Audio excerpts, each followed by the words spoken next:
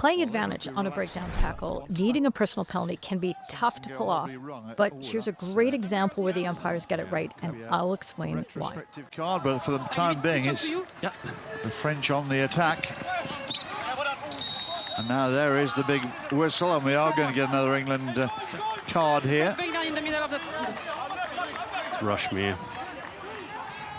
Just going slightly too aggressively. Yeah. The first thing we'll look at is the tackle itself. When we're assessing what are termed intentional fouls in the rules, but really are better described as actions that are reckless as to the result of breaking down play, we first assess whether the player is in control of their actions. So, for example, are they in full balance, not tripping or falling, that sort of thing. Once we're happy the player has intended to take that action, a tackle in this instance, we look at the probability of its success.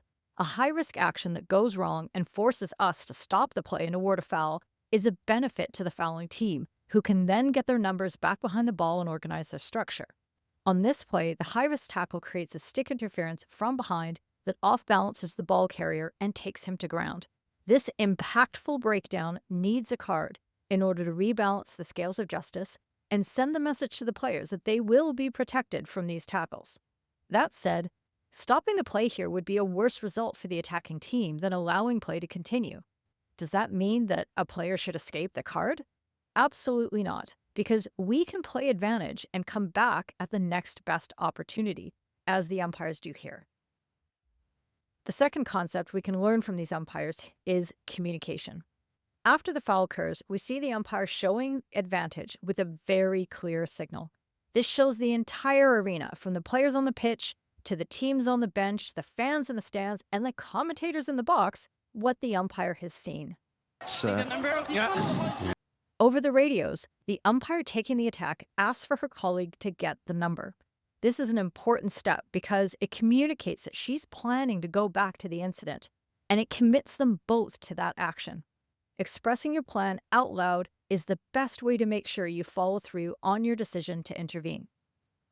Then the attack umpire hands off the responsibility for awarding the card to her colleague, Card, but for the time being, it's as he's going to be the most proximate to the player who's going to be receiving it. This further commits the umpires as a team to giving the card when they can. In this instance, they do so at the next whistle, which is a free hit to the attack. The last idea to talk about is a bit of an advanced concept, but stay with me here. It's about the timing of that card. The impulse will be to stop time on the very next whistle, no matter what, in order to carry through on this management step that you and your colleague have committed each other to. However, it's possible to wait for another passage of play, maybe even two if it's very quick. As you can see here, the attacking team is awarded a free hit just outside the circle and are in a position to take it quickly on the self-pass because the ball lands close to the spot of the foul. The defending team has numbers, but they're disorganized, so you could wait for the outcome of this passage of play before stopping time for the card. The interruption here gives the defenders more time to get themselves sorted and takes away some of the opportunity for the attack. However, here's the risk. It's twofold. First, it's harder to explain a card that you come back to even later in the match.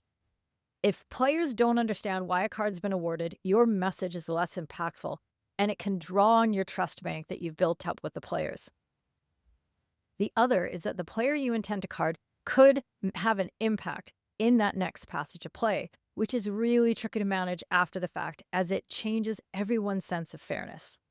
It can work out even better for the flow of the match, so it's something to consider in clear circumstances. Understanding that you can play advantage on carding situations and go back to fouls is a powerful management tool. Make the most of it by communicating it clearly to the arena as well as to your colleague, which helps you follow through on your gut reaction.